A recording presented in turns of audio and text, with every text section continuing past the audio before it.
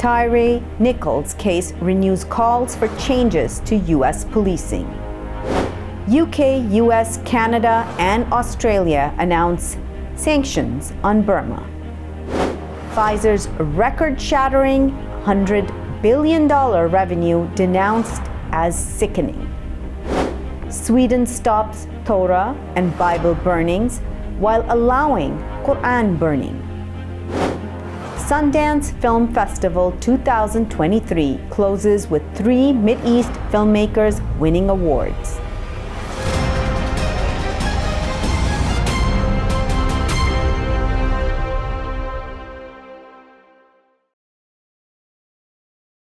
From Washington, D.C., this is the Muslim News on Muslim Network TV. Assalamu alaikum, I'm Hena Zuberi. Our top story tonight. American Muslim human rights organization Justice for All condemned Tyre Nichols' brutal murder by Memphis police last month. The NGO chided the Biden administration, saying American laws governing use of lethal force by police do not meet international standards. It urged the passage of the George Floyd Justice in Policing Act. Across the U.S., police have killed roughly 3 people per day consistently since 2020. This is according to academics and advocates for police reform. The video of George Floyd's murder in Minneapolis that year sparked a national reckoning about racial profiling and police brutality. Advocates say that Nichols' fatal encounter with police officers is a glaring reminder that efforts to end police brutality have failed. They also emphasize the need for broader reforms beyond diversifying police ranks, changing use of force rules, and encouraging citizens to file complaints. The FBI began searching President Joe Biden's home in Rehoboth Beach, Delaware, on Wednesday, as a special counsel investigates his handling of classified materials. However, they did not find any such documents there. Biden's personal attorney, Bob Bauer, said the search is a further step in a thorough and timely DOJ process that they will continue to fully support and facilitate. Biden's personal attorneys previously searched the Rehoboth home on January the 11th and found no classified documents. This is the 3rd time federal agents have searched properties associated with Biden to look for classified material. Former President Donald Trump is facing a wrongful death lawsuit from Capitol Police Officer Brian Sicknick's longtime partner. Sicknick died a day after the January 6, 2021 Capitol riot. The lawsuit accuses Trump and his allies of spreading disinformation and inflammatory rhetoric that helped spark the insurrection, which led to Sicknick's death. A medical examiner found Sicknick died of natural causes. U.S. Capitol Police said the medical examiner's finding does not change the fact that Officer Sicknick died in the line of duty, courageously defending Congress and the Capitol. His partner Sandra Garza is also suing Julian Khater and George Tanios, who was sentenced Friday in federal court for their roles in assaulting Sicknick.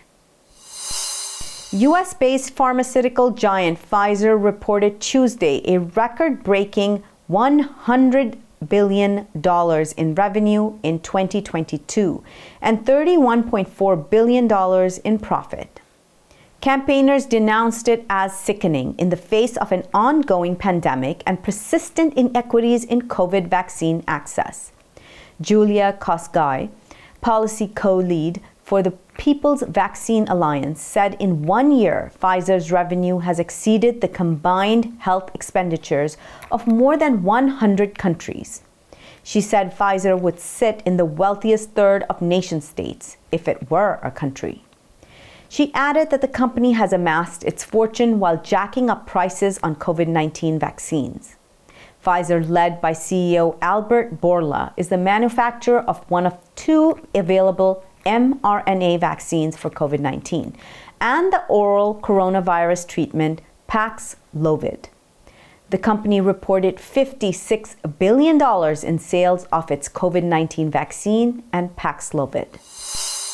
The heads of two U.S. journalist groups weighed in on the Indian government's decision to censor the airing of BBC News documentary on the 2002 Gujarat riots. The film probes the role Indian Prime Minister Narendra Modi may have played in the riots that happened under his watch as Chief Minister of the state of Gujarat. Eileen O'Reilly, president of the National Press Club, and Gil Klein, president of the National Press Club's Journalism Institute, urged India's government to rescind its ban. They said that the government must allow the citizens of India to decide for themselves whether they agree or disagree with the documentary's findings. The groups shared concerns about the erosion of press freedom and the persecution of journalists in the world's largest democracy.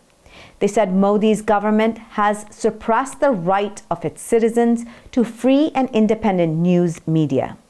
The BBC aired the two-part documentary, India, the Modi Question, on January 17th.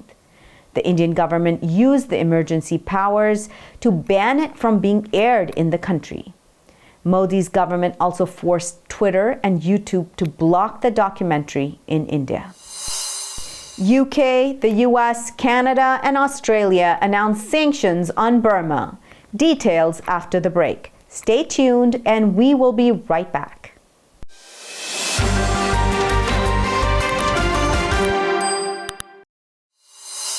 Welcome back. The UK, the US, and Canada have imposed fresh sanctions against Burma's military. These include measures aimed at stopping the supply of aviation fuel to the country's Air Force, which is accused of indiscriminately bombing civilian areas. The sanctions were announced Wednesday on the second anniversary of the 2021 February coup, in which Burma's military ousted the democratically elected government. The military coup and detention of the nation's leader Aung San Suu Kyi plunged the country into turmoil. Since then, the junta has torched villages, launched airstrikes on civilians, and detained anyone suspected of supporting pro-democracy movements. On Wednesday, images on social media showed empty streets in some of Burma's major cities after activists called for a silent strike. People were encouraged to stay home and shut their businesses for several hours. Adam Carroll, who leads the Burma task force at human rights NGO Justice for All, welcomed the sanctions but asked for more severe ones. He said the U.S. government showed weakness when its military approved the invitation of Burmese military to the upcoming ASEAN Defense Ministers meeting.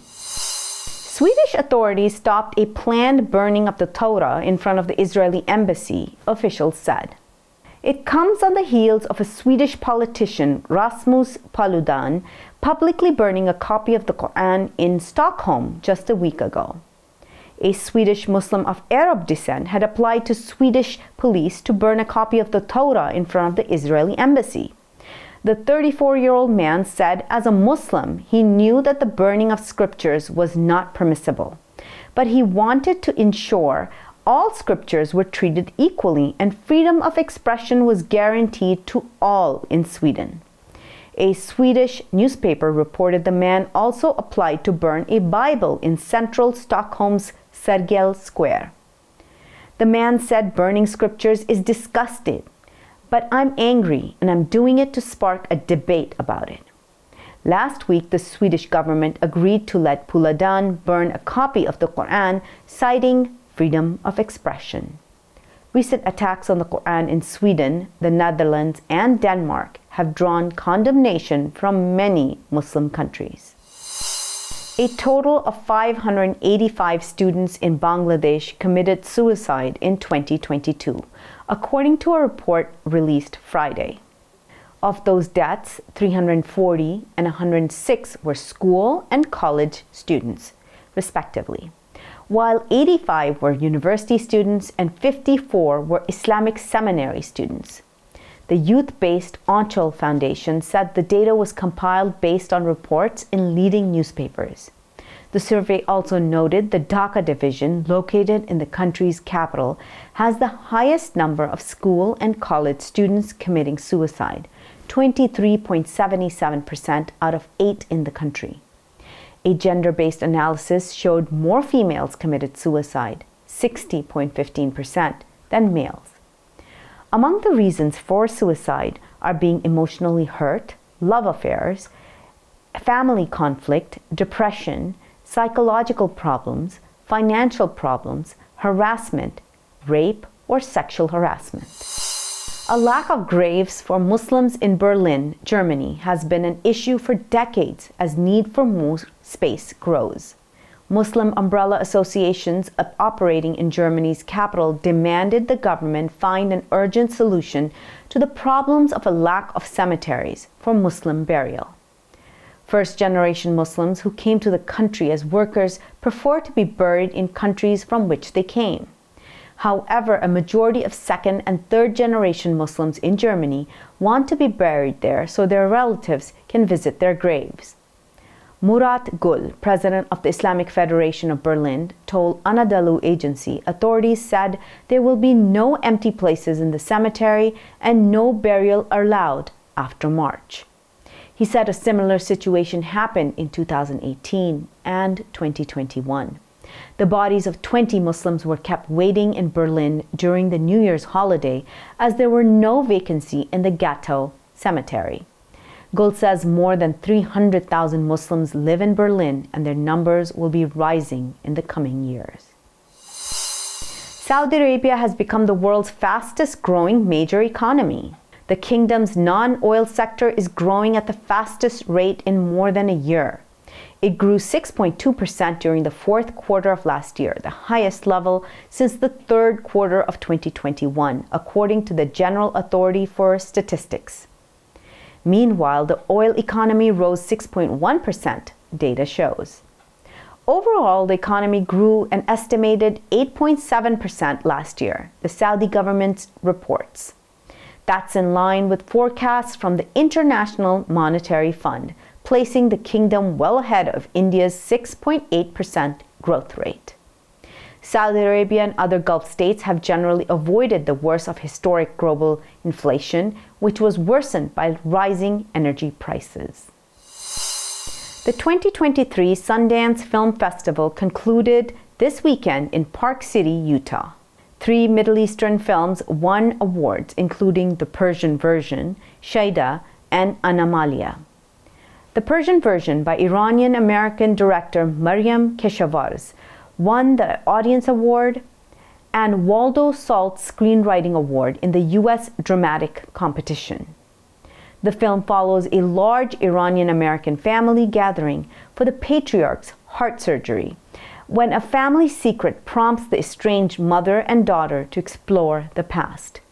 It was amongst 3 films at this year's festival to be directed by Iranian women.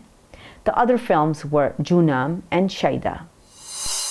Coming up next after the break is our in-depth analysis segment. So stay tuned and we'll be right back after these messages.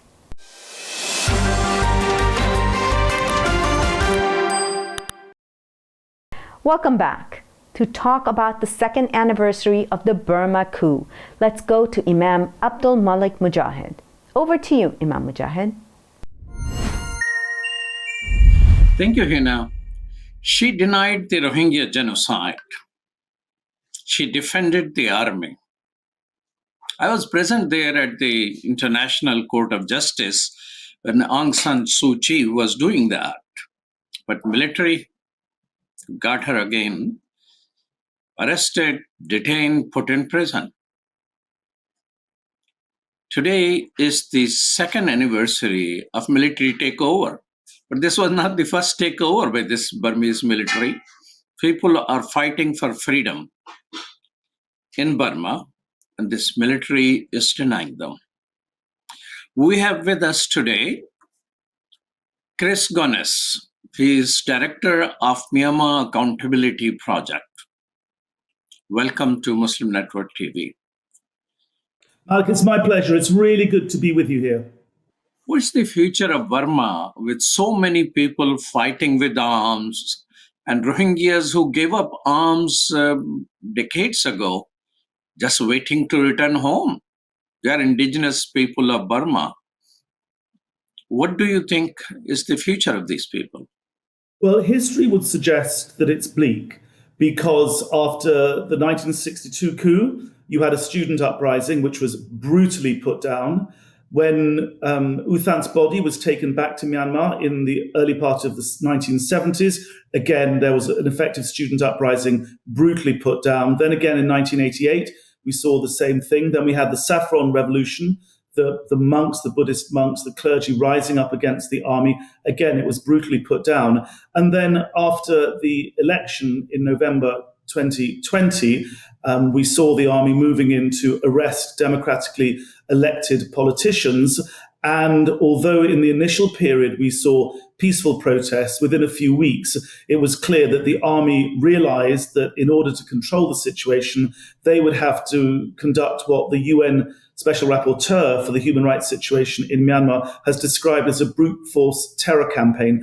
And that's where we are now. But what has happened is that on the ground, the conflict is at a stalemate. You've got an army effectively controlled by the democratic forces and the junta's forces at a stalemate. So there are now appalling acts of genocidal behavior, the mass arson attacks against villages, which has forced hundreds of thousands of people into other countries, and they are internally displaced. We're seeing increasing airstrikes by particularly Russian, but also Chinese fighter aircraft, but that's really doing nothing except slaughtering innocent civilians. Diplomatically, things are at an interesting tipping point with Indonesia attaining the chair of ASEAN, the Association of Southeast Asian Nations. And you've got increasingly brilliant, if you like, Generation Z students who are using digital platforms to coordinate the opposition to the military. So I think things are markedly different from previous uprisings. I think that it's possible that in the coming months, possibly year, we're going to see changes on the diplomatic front. But as I speak, things are at a stalemate, both diplomatically and strategically on the battlefield. Chris, why Burmese military is so successful in keeping itself in power? Within Myanmar, I would say they're not. I think they are taking unprecedented levels of casualties.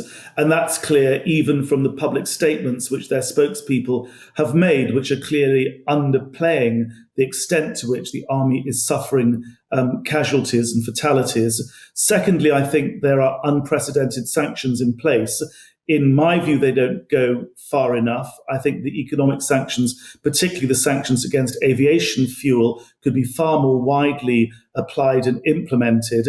And I think that the price within Myanmar itself, they aren't as in control of the economy. They aren't as in control of government services, of tax gathering capacity. So I don't think it's true to say that the army is getting away with this as never before. I think they are paying a price. For me, the price is not high enough, particularly in terms of the economic and the political price they're paying. But let's wait and see. There is an air of impunity, and that's in part because the Security Council has not really taken much action. One resolution after 2 years since the coup, that's not good enough. And the UK, the pen holder, the influential policy pen holder in New York, could be doing far more. But I think that, the spotlight really has to move to ASEAN now. And I think the regional group has to step up to the plate and show that it's prepared to apply much tougher sanctions. At the moment, the only thing they've really got in place is that Min Aung Hlaing, the Pol Pot of Myanmar, the leader of the unsuccessful coup, and it is an unsuccessful coup,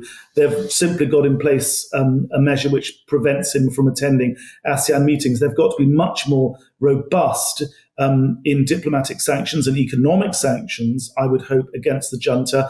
And also they've got to be much more forthcoming in recognizing the Democratic National Unity Government. This was the choice of the overwhelming number of people in Myanmar itself, and ASEAN has to respect their democratic choice. There are new sanctions out there today by US, Canada, and Australia. Do you think these sanctions are working? Will they be able to persuade through these sanctions that Burmese military allows democracy and democracy allows Rohingya to come back with their full citizenship? Malik, I would agree with you. I think we have to be realistic here. I think isolation is the junta's comfort zone. They've been isolated for decades. Myanmar was so non-aligned, it actually left the non-aligned movement. They're used to being left out of the international system. So yes, of course, the policies of diplomatic and economic isolation must continue. But on the other hand, we need to see two things. We need to see further engagement with the National Unity Government, which I've mentioned. But another word which I really want to stress in this conversation, accountability. So as well as the diplomatic and economic sanctions, we need to see the junta and those committing crimes in Myanmar to be brought to justice. Now, of course, how does that happen is the obvious question, because the courts in Myanmar are clearly not capable of delivering justice for the vast number of victims of these crimes we're seeing. But the international system has a mechanism. You've mentioned in your introduction the International Court of Justice, where you were, and you saw the trials beginning. You saw the proceedings of the court. We also have the ICC, the International Criminal Court, which is in which individuals who've committed international crimes can be held accountable. And there is a process there. They are investigating the genocide against the Rohingya, and they have had people looking into this in Cox's Bazar in Bangladesh. But there also needs to be universal jurisdiction cases in national courts. Now, my organization, the Myanmar Accountability Project, has got cases in Turkey, where the chief prosecutor in Istanbul has accepted our file and it's being investigated by the Court of Justice in Ankara. We've made allegations against 23 named individuals in the junta for committing the crime of torture. We are also at the moment petitioning the Constitutional Court in Jakarta, asking them to let us bring a case against the Myanmar junta in Indonesia under Indonesian national law in their human rights court. And we're also hopefully going to start an action in the Philippines. So but there are also Rohingya cases in Buenos Aires, in Argentina, and recently a group has opened up some cases in Germany, where files have been presented to the authorities, and we hope that the authorities will move ahead and move to an investigation. Is there a hope that Burmese, especially the civil society, will ever accept Rohingyas as citizens and their neighbors? There absolutely is, and there has to be, because the Rohingyas living in exile and in the most appalling conditions in the camps in Bangladesh, in a state of terror, in very poor humanitarian circumstances, living a life deprived of dignity. We have to see their humanity respected. And the way that happens is that there is a democratic federal government in Myanmar. The National Unity Government has pledged repeatedly to have a federal system which respects the nationalities of all the different ethnicities within Myanmar. We need to get rid of the junta. I don't think that's impossible. And we have to see a government that respects the identities of all of Burma's ethnic nationalities, not just the Rohingya, but the Chin, the Mon, the Karen, the Karenni, the Pa'o. There's a whole list. There are nearly 150 ethnic nationalities within Myanmar. They all have their distinct cultural identities. And like the Rohingyas, they all have to have this respected on the context of a federal democracy. That is perfectly achievable. The National Unity Government has a plan for this. We have to get rid of the junta, and we have to see a democratic, a federated system that respects the rights of all nationalities, including the Rohingyas. Then they can return and they can live in freedom and they can fulfill their destiny as a people. Thank you so much, Chris, for your time. Truly appreciate it. That's my pleasure. Back to you, Hena. Thank you so much, Imam Mujahid. That's all from our Washington studios tonight. Thank you for tuning in. You can find previous episodes and more on our YouTube or Facebook.